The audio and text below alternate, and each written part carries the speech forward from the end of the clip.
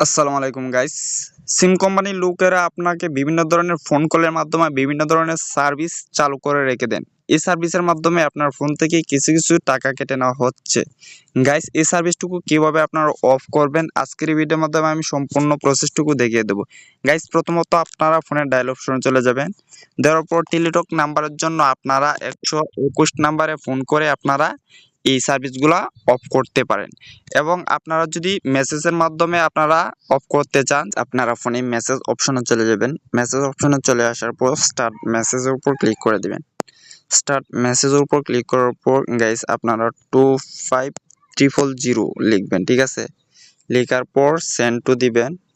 দেওয়ার পর আপনারা নিচে স্টপ লিখবেন, ক্যাপিটাল লেটার মানে বড় হাতের অক্ষর।